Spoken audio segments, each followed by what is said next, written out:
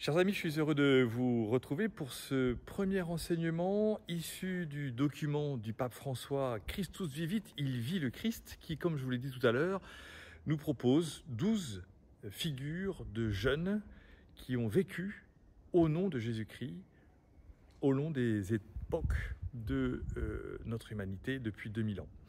Et la première figure que nous présente le pape François, que vous présente le pape François pour vous les jeunes, c'est la figure de Saint Sébastien.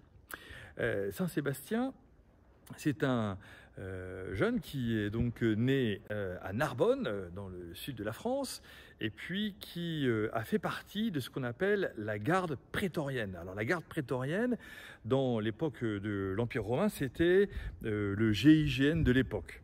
Donc ça veut dire que le premier prophète, le premier saint, le premier jeune que François vous donne, c'est un jeune d'excellence, un jeune qui, là où il devait être, a donné le meilleur de lui-même.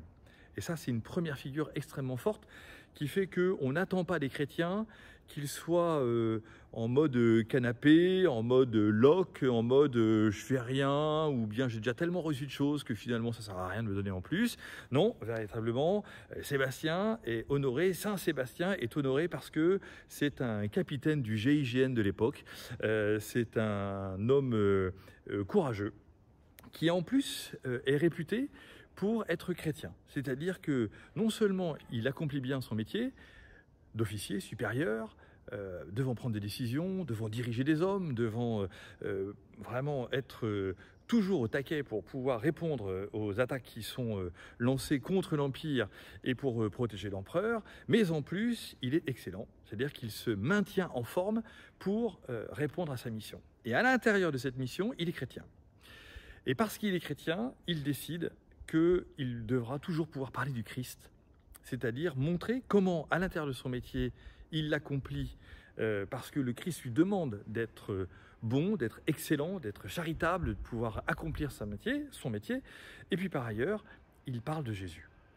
Et en parlant de Jésus, il prononce le nom de celui qui sauve. Or, vous savez qu'à l'époque, l'empereur, en fait, c'est le sauveur. Et donc, il y a un vrai conflit entre le Jésus sauveur et l'empereur sauveur. Qui est celui qui sauve? Qui est celui qui me donne la vie nouvelle, la vie en abondance? Est-ce que c'est l'empereur qui va me payer une triple solde parce que je fais partie de la garde d'élite? Ou bien est-ce que c'est le Christ qui va me donner sa vie en abondance et qui me permettra de vivre avec lui dans l'éternité bienheureuse? Donc, Sébastien comprend que son lieu d'annonce de Jésus-Christ, c'est son lieu de travail. Vraiment, c'est un garçon qui sert, c'est un garçon qui souffre, c'est un garçon qui aime, c'est un garçon qui prie, et donc c'est un garçon qui, animé par la foi, comme une fois encore capitaine de l'Empire, eh bien, il dit le meilleur de ce qu'il habite. Et puis voilà qu'un jour, l'empereur, énervé par son comportement, décide de le mettre à mort. Il le condamne à mort. Et l'empereur décide que sa mise à mort sera une mise à mort par flèche, c'est-à-dire qu'on met en face de lui des archers d'élite et il le vise.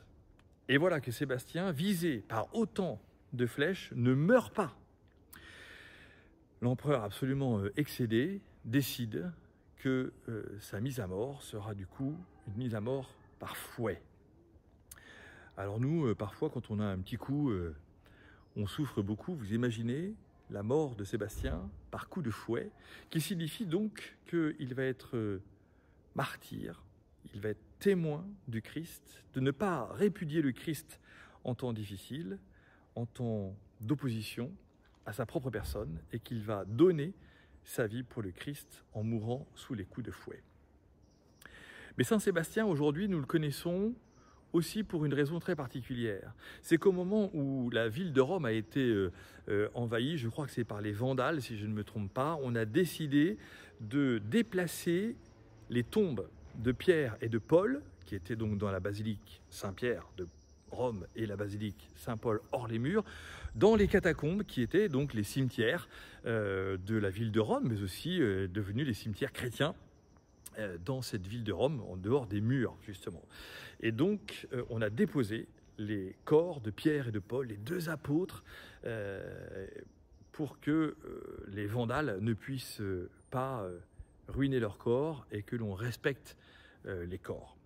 Et donc du coup, ils ont été déposés dans les catacombes qui vont s'appeler les catacombes de Saint-Sébastien, qu'on appelle donc un lieu de mémoire. Alors aujourd'hui, eh bien, nous sommes confinés, et en étant confinés dans ce lieu de mémoire, juste au moment où il y a plein de bruit qui se passe autour de nous, c'est pas très grave, eh bien, ne soyez pas détournés de ce petit bruit local.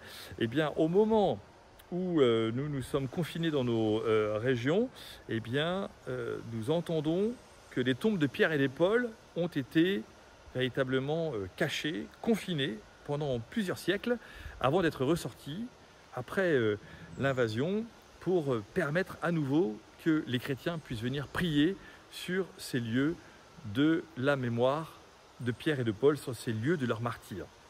Alors, cette mémoire de Pierre et de Paul, ce lieu de la mémoria de Paul et de Pierre dans Rome, eh bien, sert aussi à la Renaissance, à un lieu de pèlerinage qui va être créé par Saint Philippe Néri. Alors c'est aussi important, je pense que c'est une des raisons pour lesquelles le pape François nous parle de ce grand saint, de Saint Sébastien, c'est précisément parce que, eh bien, plus de 1000 ans plus tard, vous avez Philippe Néri qui, comme Florentin, arrive à Rome et est absolument effondré de l'état de la ville de Rome qui s'est complètement paganisé. On est dans une période où plus personne ne va à l'église, où les papes n'ont pas de vie tout à fait exemplaire, où la curie romaine est marquée là encore par des présences plutôt orgiaques que spirituelles. Et du coup, eh bien, Philippe Néri décide, pour relancer la foi chrétienne, de faire le tour de la ville de Rome dans des lieux emblématiques, dans des lieux marquants de la vie chrétienne d'il y a plusieurs siècles. Et il décide du coup que parmi les 7 églises à visiter, les 7 lieux où on pourrait faire un pèlerinage, il y aura la mémoire de Pierre et de Paul, la catacombe de Saint-Sébastien, qui a reçu et qui n'a plus les corps de Pierre et de Paul. Alors du coup, pour vous aujourd'hui, chers jeunes, pour sortir de votre canapé, eh bien, souvenez-vous peut-être des lieux qui font votre vie chrétienne. Où avez-vous été baptisé? Où as-tu fait ta première communion? Où t'es-tu confessé pour la première fois? Où as-tu pour la première fois prié ton chapelet? Ou pour la première fois as-tu vraiment fait un pèlerinage? Est-ce que tu as eu la chance d'aller à Rome, à Saint-Jacques-de-Compostelle, à Fatima, à Lourdes, à Lisieux, à Borin? Je ne sais pas. Mais fais cette mémoire. Et si tu es capable aujourd'hui, peut-être que tu pourrais écrire une petite carte d'Europe ou du monde pour savoir quels sont les lieux saints que tu as déjà visités, où tu as prié, ou peut-être tu as été marqué. Tu peux mettre une étoile, un like sur Lourdes, un like sur Rome, pour dire là il s'est passé quelque chose dans ma vie. Et qu'est-ce qui s'est passé? Et voilà c'est ce que Sébastien nous invite à faire. En fait, à reconnaître qu'il y a des lieux dans notre vie qui sont des lieux saints. Et là où le pape nous dit, prenez comme exemple Saint-Sébastien, c'est précisément parce que cet homme s'est donné, il était jeune, il n'a pas eu peur de donner sa vie jusqu'à mourir pour le Christ, flagellé une fois encore dans des conditions épouvantables. Et pourtant, nous en faisons mémoire près de 1600 ans plus tard, en disant cet homme nous est donné comme un repère de Jésus, comme un repère de la vie chrétienne, comme un repère pour précisément montrer une fois encore qu'à la suite du Christ, on peut tout donner. On ne sait pas comment on le donnera, mais en tout cas, on peut se préparer pour être excellent dans la réponse au Christ qui nous appelle et qui nous donne sa vie en abondance pour que la nôtre puisse devenir un témoignage auprès de ceux que nous rencontrons. Je vous souhaite une bonne fin d'après-midi, une bonne fin de journée.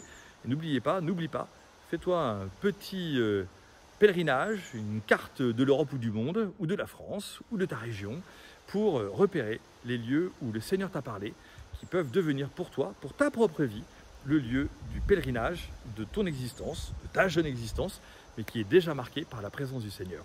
À bientôt!